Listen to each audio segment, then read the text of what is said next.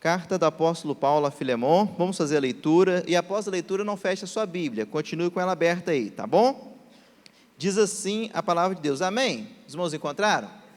Amém? A partir do primeiro versículo, vamos ler toda essa carta aí, amém?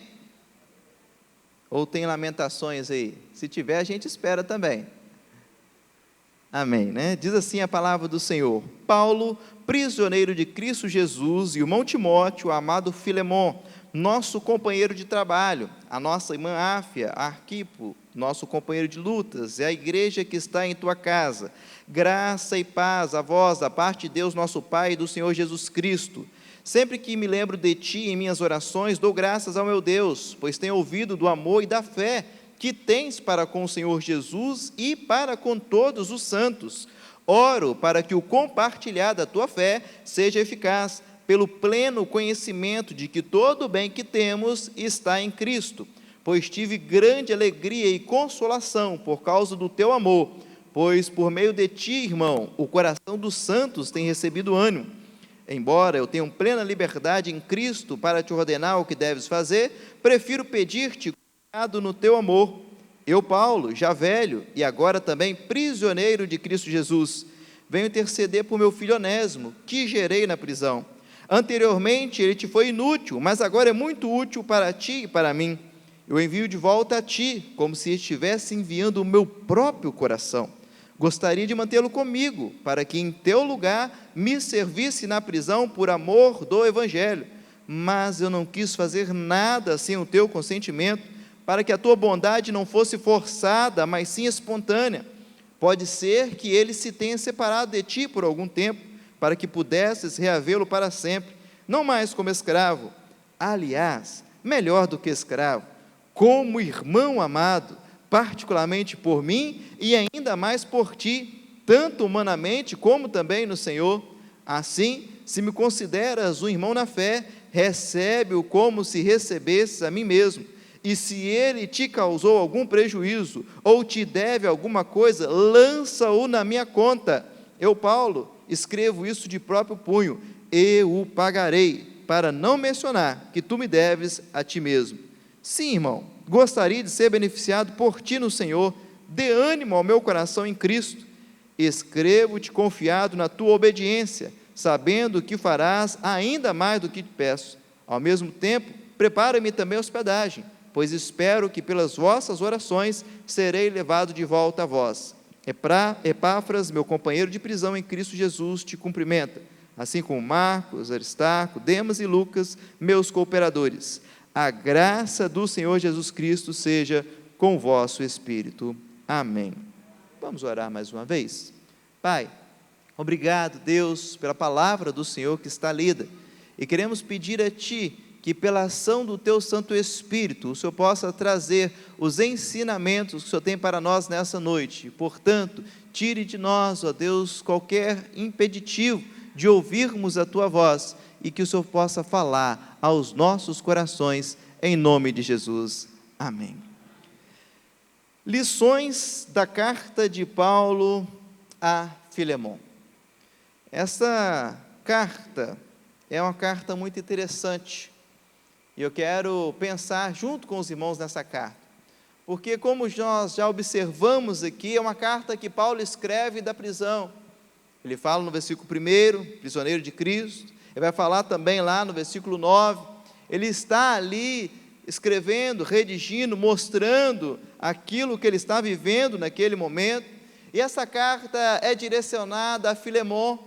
Do versículo 1 ao versículo 7, nós temos aqui um panorama da igreja, onde Filemon estava vivendo o Evangelho, vivendo ali a fé cristã.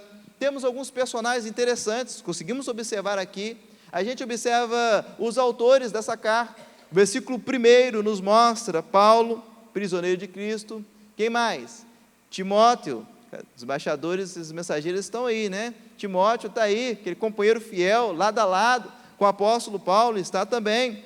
E eles escrevem aqui, falando, a irmã Áfia. Quem é essa? Quem é essa pessoa? Áfia. Arquipo ou Arpo, depende aí da tradução. Quem são esses? Bom, vamos pensar um pouquinho. Paulo e Timóteo dispensa comentários, falar deles, é como chover no molhado, a gente sabe quem é, mas esses outros aqui, Filemon, nós conseguimos observar, vamos observar primeiramente o significado do seu nome, significa afetuoso, ou alguém que beija, ou gosta de beijar, esse é o significado do nome Filemon, e ele era um membro da igreja de Colossos, ele foi convertido ao cristianismo por intermédio do apóstolo Paulo, então ele é um fruto do trabalho de Paulo, é por isso que a palavra é direcionada a ele. A Áfia é a irmã dessa igreja, muito provavelmente a esposa de Filemon, o nome Áfia significa frutífera, ou aquela que frutifica. Nós temos aqui também uma terceira, Arquipo, que significa senhor do cavalo, ou mestre dos cavalos, e ele é filho de Filemon com Áfia, citado em Colossenses capítulo 4, 17, ele também vai ser citado por Paulo lá. Pois bem, temos aqui alguns personagens já citados nessa carta, Paulo e Timóteo escrevendo a Filemon, a sua família, só que há algo interessante, você está com a Bíblia aberta aí, amém? Versículo 2, depois deles se apresentarem, depois de direcionar, porque carta é assim, a nova geração de hoje não sabe o que é carta, mas quando eu estudei, eu não sou muito antigo, mas eu sou das antigas, em boa parte, né? Nós aprendimos a escrever carta, e eu lembro que na escola, a gente tinha uma disciplina que a gente tinha que levar uma cartinha lá, e tinha um lado para escrever remetente, destinatário, e a gente ficava com aquela confusão, onde que coloca o remetente, onde coloca o destinatário, se a gente não preencher correto, a professora vai descontar ponto. Quem viveu esse tempo sabe disso, né? Enviar cartinhas e tal. Essa semana eu encontrei com um pastor que foi no correio e falou assim: pastor, minha filha está mandando cartinha para os amiguinhos dela. Eu nem sabia mais que enviava isso, né? Mas ela estava enviando, né? Nem sabia mais como envia uma carta, eu tive que ir no correio fazer isso. Eu falei assim: e ainda dá filha para os amiguinhos, né? Seja forte, falei com ele. Pois bem, ele está direcionando aqui, apresentando e mostrando para quem está indo, só que existe no finalzinho do versículo 2, que ele diz, além de ser para a família de Filemon, e diz, e a igreja que está onde? Em sua casa. Ele está direcionando também para a igreja que estava na casa dele. Aqui já aprendemos alguma coisinha, que podemos parar, porque a casa de Filemon, provavelmente, ou era um ponto de pregação, ou era uma célula, ou era um pequeno grupo, estava funcionando na casa dele. O texto está claro, dizendo para nós aqui, e a igreja que está na sua casa. Igreja não são paredes, a gente cansa de ouvir isso. Nós precisamos entender que a nossa casa também é igreja do Senhor Jesus, quando nós nos reunimos para cumprir os propósitos de Cristo através de nossa vida. Filemon, a família dele e outras pessoas fizeram da casa dele a local onde a igreja se reunia. Aqui nós observamos isso, mas o texto continua dando algum panorama. No versículo 4 nós vamos ver como que ele era lembrado pelo apóstolo Paulo. Ele é lembrado aqui de uma forma muito carinhosa, porque ele vai dizer que sempre me lembro de ti em minhas orações e dou graças ao meu Deus. Eu lembro de você, eu coloco você em minhas orações, eu agradeço ao Senhor pela sua vida. Você é fruto do meu trabalho, você é fruto do meu esforço. Valeu a pena, Filemon, ter trabalhado, valeu a pena ter esforçado para levar o evangelho até você, porque agora, através de você, a igreja está se reunindo na sua casa, vidas estão conhecendo Jesus, o evangelho está sendo expandido, a sua família tem sido bênção. Irmãos, a nossa família, ela precisa ser bênção para outras pessoas. Nós precisamos fazer com que outras vidas conheçam a Jesus através da nossa vida. Você observa aqui que é uma cadeia que vai dando sequência. Não ficou apenas em Paulo, não ficou apenas em Timóteo, não parou em Filemon, continuou dando sequência, a família dele continuou dando sequência, as pessoas que estavam reunidas ali na sua casa. Só que no versículo 5, há algo interessante aqui, que ele diz assim, pois tenho ouvido do amor e da fé que tens para com o Senhor Jesus e para com todos os santos. Paulo, ele ouvia falar dos relatos, da demonstração de amor e fé por parte desta igreja. por parte da igreja que estava ali em Colossos, através de Filemon, através da vida da sua família, através daqueles irmãos. E Paulo estava ali preso, mas mesmo assim, ele estava ouvindo os relatos. Tinha gente que estava trabalhando em favor do apóstolo Paulo, como os espias que tem por aí afora, não tem? Os espias que vão observar e tal, e traz as notícias. É mais ou menos assim. Paulo tinha também os seus espias, então chegava diante dele: olha, Paulo, você não sabe o que está acontecendo lá. Filemon, você precisa ver o que ele está fazendo, ele está pregando lá, a igreja está avançando, olha, a família dele tem sido bênção, a igreja lá realmente tem feito cumprir o papel. E ele dava graças a Deus para com aquele irmão, para com aquela igreja. E nós precisamos aqui já fazer um questionamento para os nossos corações: como as pessoas estão ouvindo falar de nós? Como as pessoas estão ouvindo falar da primeira igreja batista em Laranjeiras, da Pibilar?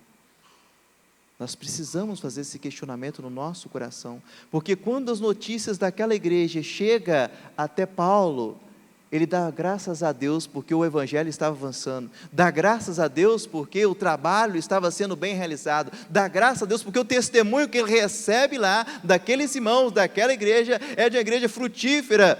Até mesmo do nome da esposa de Filemon identificava isso. É uma igreja que estava frutificando o evangelho de Cristo, não parou em Filemon.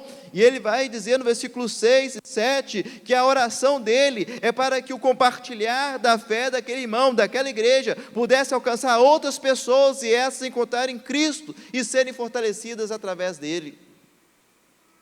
Pastor Fabrício Freitas, certa vez, ouvindo, ele diz o seguinte: a oração é o único método de evangelismo que ninguém pode te impedir de realizar. Aquela igreja era conhecida, e o apóstolo Paulo estava orando para que eles pudessem continuar avançando no evangelho, para que outras pessoas pudessem conhecer, por causa do amor, da fé deles, pudessem conhecer a Jesus Cristo. A oração é o único método de evangelismo que ninguém pode te pedir de realizar. A igreja precisa orar para que vidas possam converter ao Senhor Jesus. Às vezes a pessoa pode impedir a gente de entregar um folheto.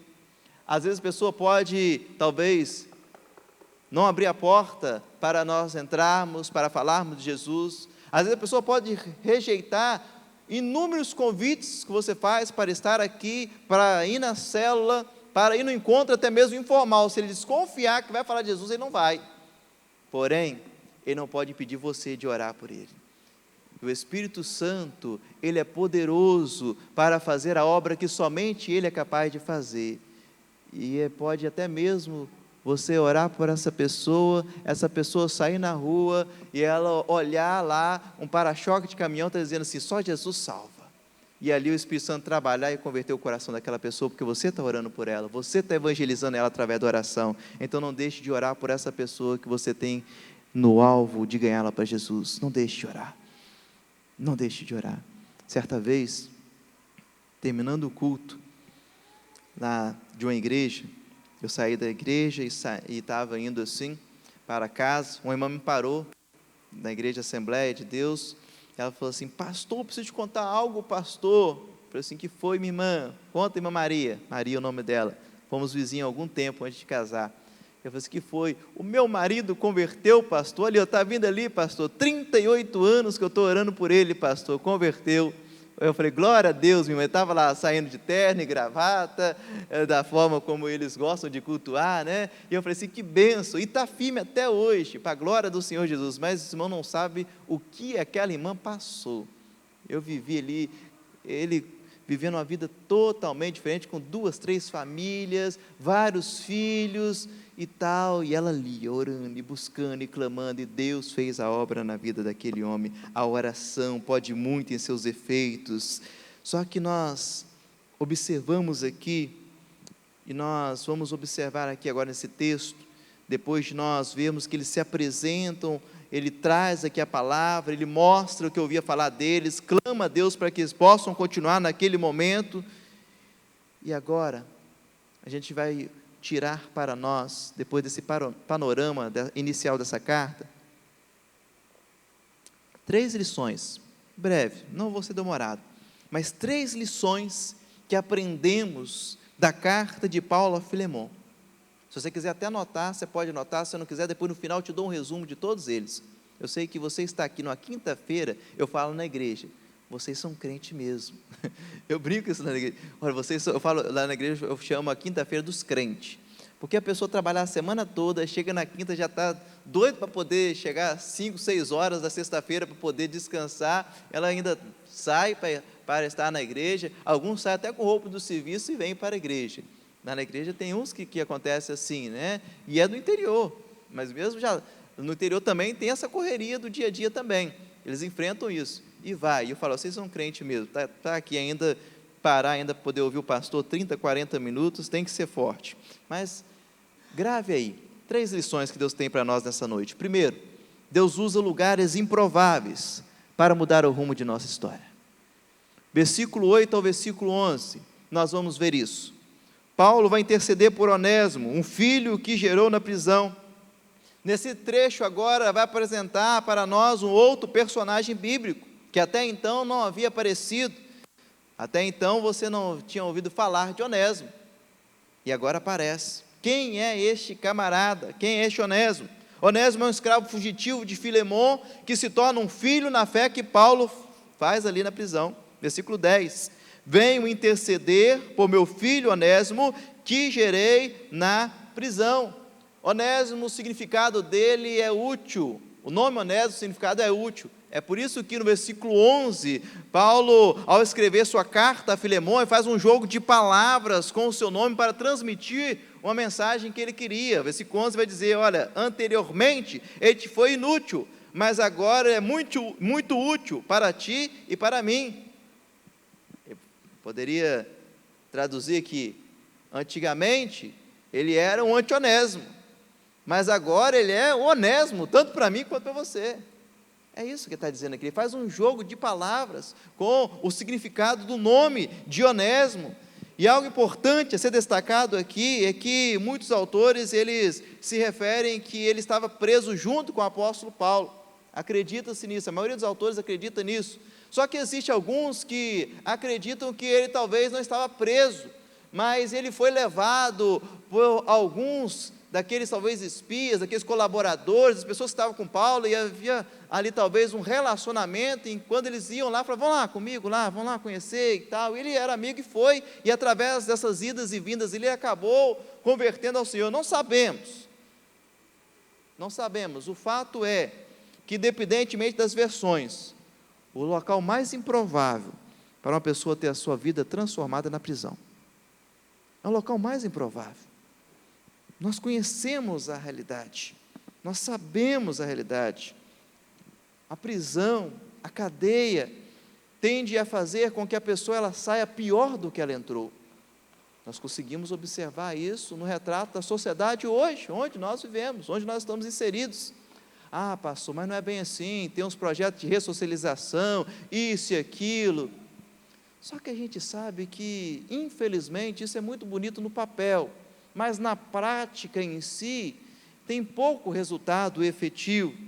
Nós sabemos disso, é por isso que trabalhos como aquele que o MEVAN, que a nossa Junta de Missões Estaduais tem realizado de capelania prisional, como aquele que tem realizado ali em Cachoeiro, Itapemirim, onde o ano passado nós batizamos cerca de 150 alunos ali, precisam sim ser valorizados, porque isso faz diferença, isso faz transformação. Essas vidas, quando voltarem para a sociedade, elas verdadeiramente, elas estarão diferentes, fazendo a diferença.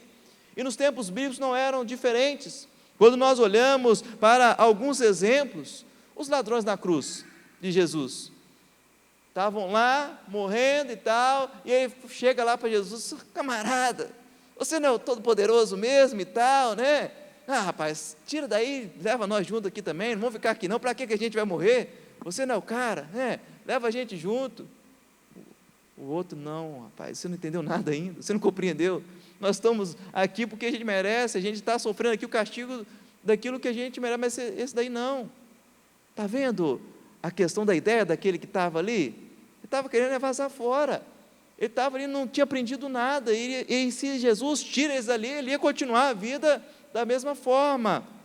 Por conta disso, o lugar mais improvável para que Onésimo tivesse a sua vida transformada, seria na prisão, ou por alguém que lá estivesse. No entanto, a gente precisa aprender algo aqui, é que onde tem a presença do Espírito Santo do Senhor, não importa onde você está ou estará, Deus usará os lugares mais improváveis para mudar o rumo de sua história. É isso que acontece. Quando nós temos o Senhor, foi o que aconteceu com Onésimo, quando nós temos o Senhor Jesus, o Espírito Santo habitando, não importa onde nós estivermos, onde você encontra nesse exato momento, onde você está nesse exato momento, saiba que se você deixar Jesus trabalhar, a sua história irá mudar, por mais improvável que seja a sua realidade. Amém? Você crê nisso?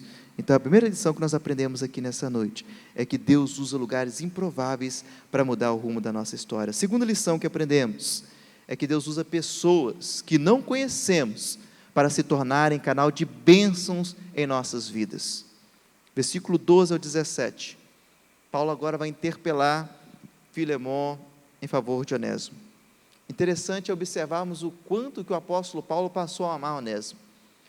Ele passou a amar Onésimo de uma forma tão grande, que olha o versículo 12, o que ele fala para nós. Eu o envio de volta a ti, como se estivesse enviando o quê? Como se estivesse enviando o quê? Eu estou te enviando, mas um pedaço grande de mim está indo. Está indo um pedaço grande de mim, é como se fosse meu coração, você está arrancando um pedaço de mim, está indo com você aí. Tamanho amor, é como se o apóstolo Paulo está falando, não é qualquer pedaço, é o que há de mais afetuoso. Paulo apela para a afetuosidade de Filemon, e no versículo 13 a 14 vai comunicar que ele gostaria de tê-lo com ele, mas não poderia fazer sem o consentimento de Filemon, de forma espontânea, e Paulo vai se tornar o avalista de Onésimo, ou da volta de Onésimo, versículo 16, versículo 17, nós vamos observar que ele vai dizer, olha, não mais como escravo, mas melhor do que o escravo, como um irmão em Cristo. Sabe o que Paulo faz aqui com Onésimo? A mesma coisa que Barnabé fez com Paulo. Você lembra lá o que Barnabé fez com Paulo? Atos capítulo 9, você pode segurar esse texto e dar uma folheadinha rapidinho lá? Não vou demorar aqui com os irmãos não, mas só para os irmãos entenderem um pouquinho, o que Barnabé faz com Paulo e que Paulo vai fazer com Onésimo?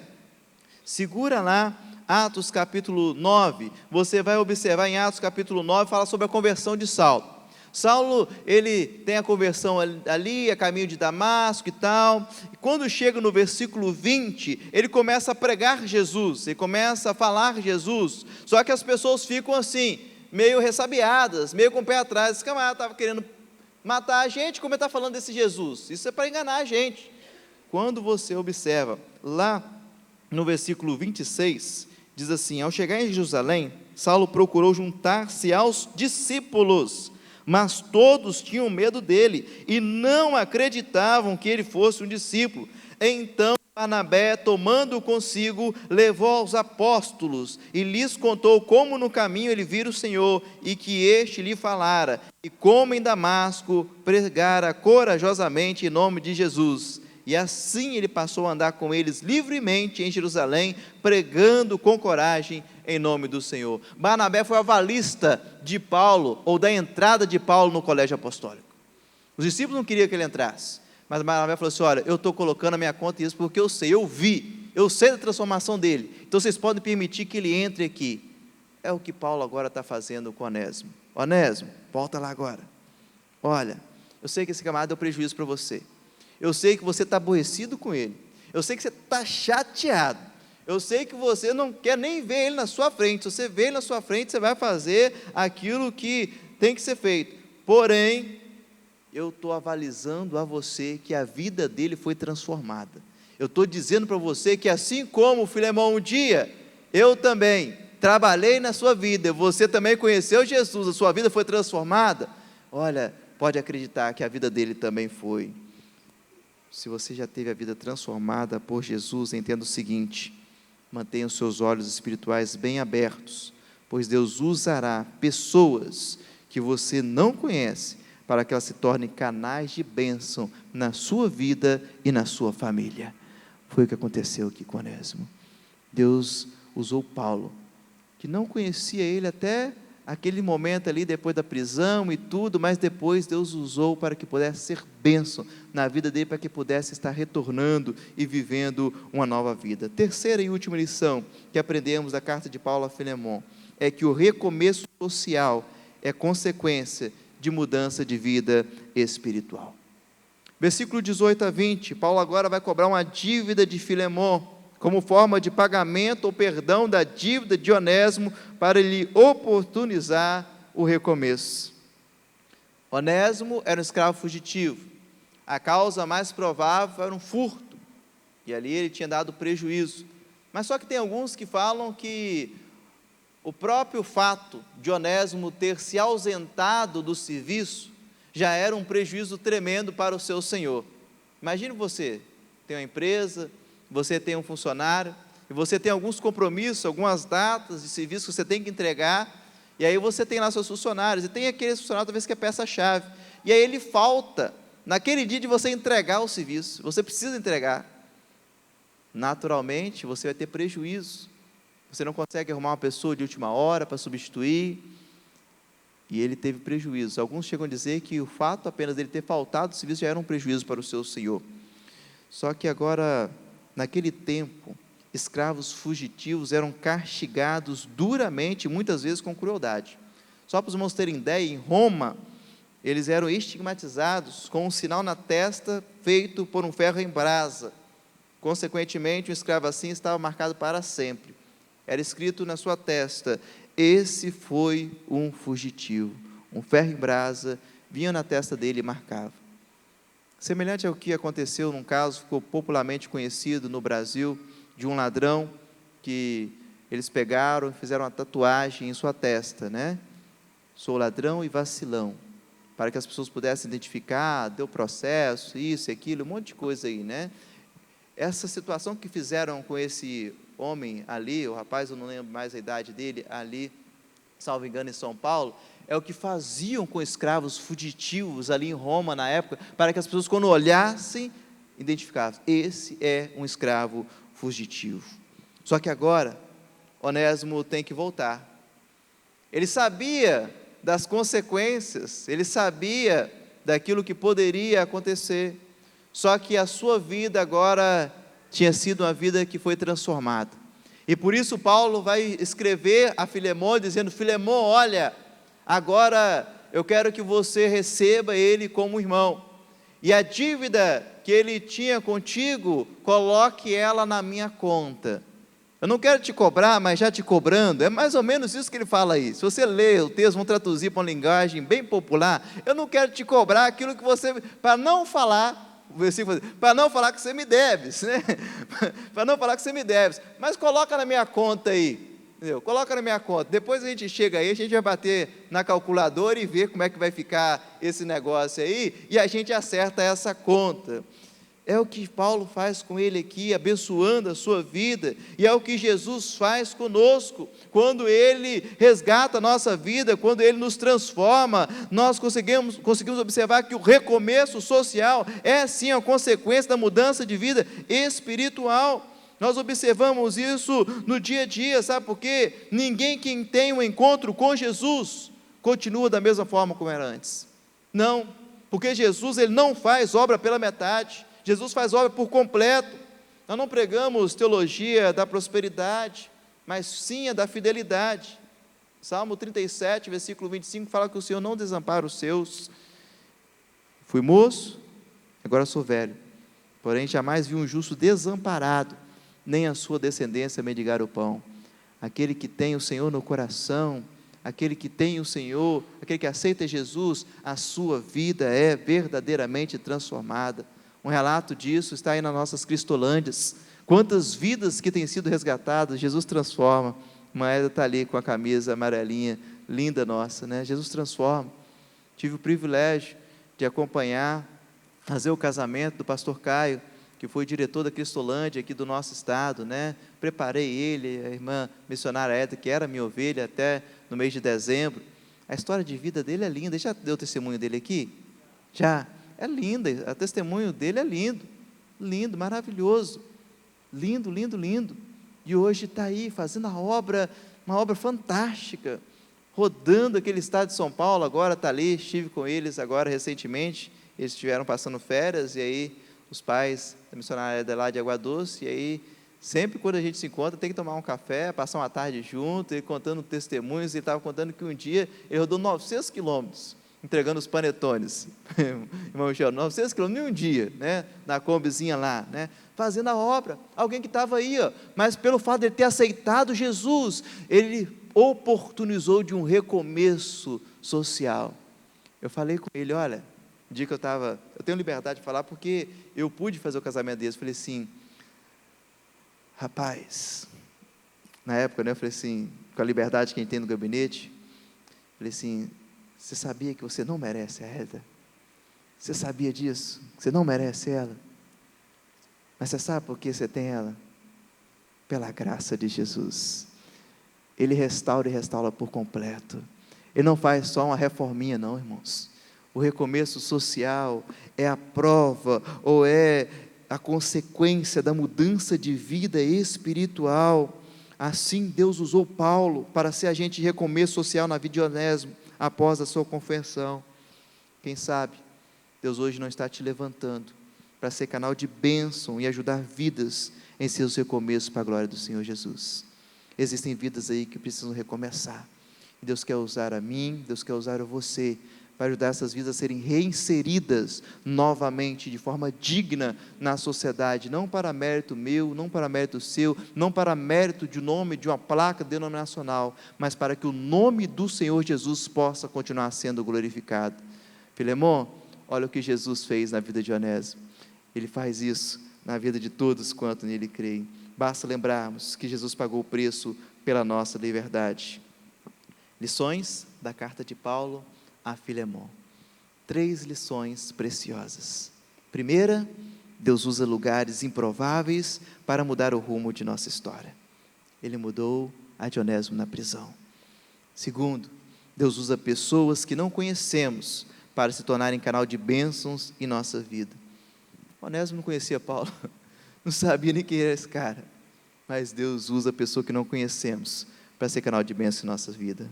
Por fim, o recomeço social é consequência da mudança de vida espiritual. Jesus não faz obra pela metade, Ele conclui a obra. Que Deus possa completar essa palavra no seu coração e que ela possa encontrar lugar em nome de Jesus. Amém. Vamos orar mais uma vez? Pai, obrigado, Deus, por essa meditação que o Senhor traz para nós nessa noite na Tua palavra. E queremos pedir a Deus que, pela ação do Teu Santo Espírito, o Senhor possa fazer com que ela chegue em cada coração e cumpra aquilo que lhe apraz. Deus, queremos unicamente pedir ao Senhor que o Senhor possa, Deus, nos levar cada dia mais a sermos agentes de bênção, de transformação de vidas, ao anunciar esse Jesus. Foi para isso que o Senhor nos colocou aqui, para que vidas possam continuar sendo transformadas pelo Evangelho Santo, Salvador de Cristo Jesus. Pai, que essa palavra possa continuar ecoando em nossos corações, em nome de Jesus. Amém.